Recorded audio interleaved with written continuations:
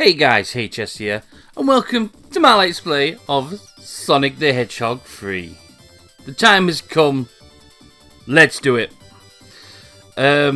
Just to let you know here, this is a post-commentary Let's Play because I tried doing this live and it just was not going well. So I changed it. So, you're probably wondering, for the people out there who haven't played this game before, what is the plot to Sonic the Hedgehog 3? Well, I have the actual manual. Let's read. Sonic the Hedgehog 3 takes place on the mysterious floating island which holds many special powers. The source of these powers are Chaos Emeralds.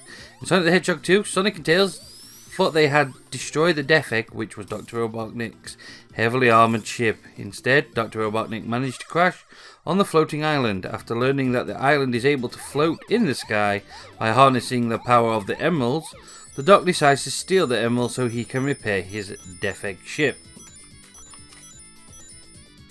To obtain the emeralds, Doctor Robotnik tricks Knuckles, the guardian of the floating island's Chaos Emeralds. He also tells Knuckles that Sonic and Tails are the ones trying to steal the emeralds. Between battling the new types of badniks and trying to outsmart Knuckles, Sonic and Tails have their work cut out for them once they arrive on the floating island and search for Doctor Robotnik.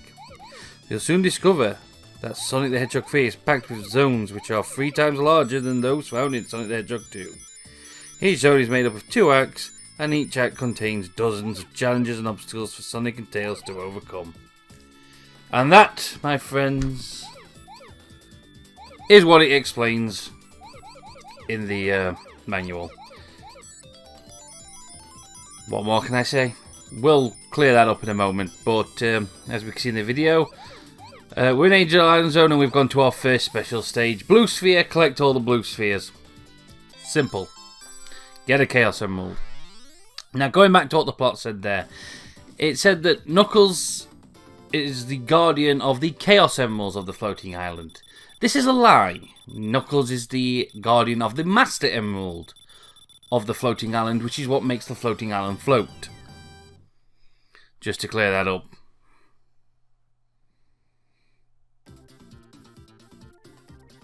So now let's talk. Now we've cleared up that plot issue, which is never much of an issue with Sonic. Let's talk about the game, gameplay, and what have you. So, Sonic the Hedgehog 3 plays very much like its predecessor. Sonic can move really fast, roll into a ball, jump, and spin dash.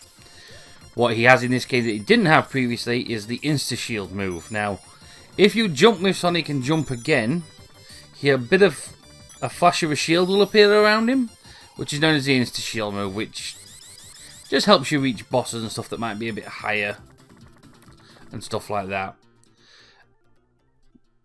But if you have a elemental shield, it has other abilities, which I'll show as and when we get them. Oh my god, Angel Island's on fire!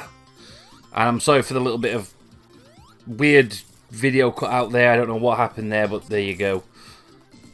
And special stage number 2. So, as it explains, get the blue spheres. If you surround blue spheres with red spheres, they turn to rings. This is going to happen a lot in Angel Island because there are at least 4 chances to go for a Chaos Emerald, and I go for them all and I get them all. What can I say? I'm trying to get Supersonic as quick as possible because we want the good ending of the game. And speaking of the good ending of the game, people will be probably wondering, why the hell are you just playing Sonic 3? You're supposed to play Sonic the Hedgehog 3 and Knuckles, the way the game's supposed to be played. Ha-ha! I have my reasons. 1. Sonic 3 has a different ending if you play it alone. It also has a separate final boss. Now, if I was to play Sonic 3 and Knuckles, that final boss and that ending is omitted. So, the way the game is going to be played is this. I will play through Sonic 3 and get all the Chaos Emeralds. And we will fight the final boss in the launch base zone and get that ending. Then when we go into the Sonic and Knuckles portion, I will be playing Sonic 3 and Knuckles. And we will play through the launch base boss again. and show the difference where it cuts off and the difference to where the game continues on. There we go. Get off my back, jackasses. Okay. So, with gameplay, you've probably noticed that I decided to play as Sonic and Tails.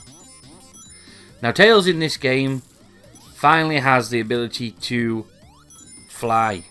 Yes, you can control that. You can also swim underwater. Also useful. The thing is, with this game, you can only control those abilities if you have a second controller plugged in. Someone has to be playing as him, which you cannot do. So, I am not making any use of those abilities, unfortunately. It's not like Sonic Mania where you can use those abilities anyway, which sucks, but there you go. So as you saw there, Sonic 3 also introduced a mini-boss. You'll get a mini-boss at the end of every first act. They're not hard, as you just saw. And now more Blue Sphere. Woo! This will be a recurring theme. This will keep happening. So, while we're going through this, I'll sum up my experience with Sonic 3.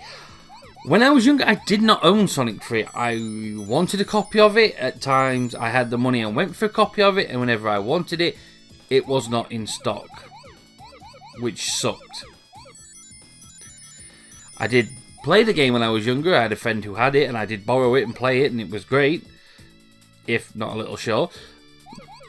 You know, compared to Sonic 2, but there you go. But it was still a fantastic game. It's just a shame I never owned it. So I don't have as much history with the game as I do Sonic 1 and 2. But I do think it's a great game, and I do love it. And obviously, once Sonic and Knuckles came out and we found out it was supposed to be a longer game, then it all made sense. But there you go. The things you learn. And you've got to admit, the 2 cartridges locking on is pretty fucking awesome. That was like, you know, the shit. And we have 3 Chaos Emeralds now. We'll count them down. And back to Angel Island Act 2. So, as far as probably first levels go in Sonic 2, in Sonic games, should I say, it has to be one of the more dangerous levels they've ever had, because they decided to put water in a first stage.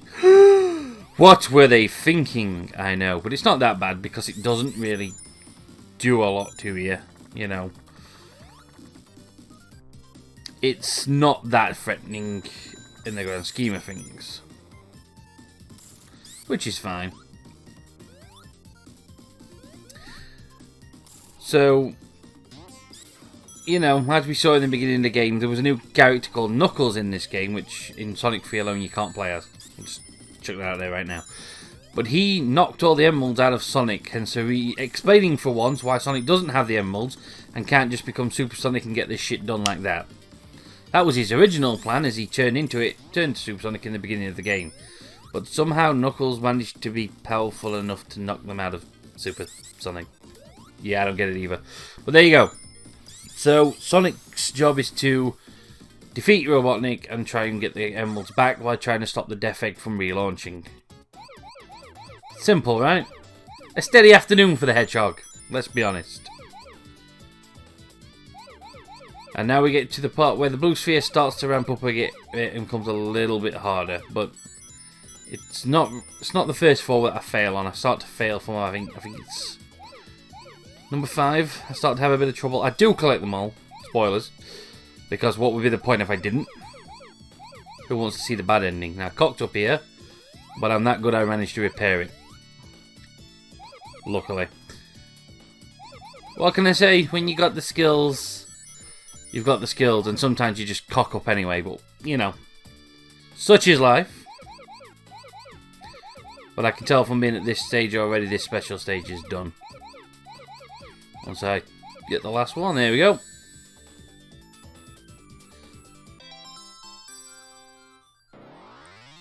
The only purpose of turning the spheres into rings is so you can collect them all, you'll get a perfect, which will give you a continue.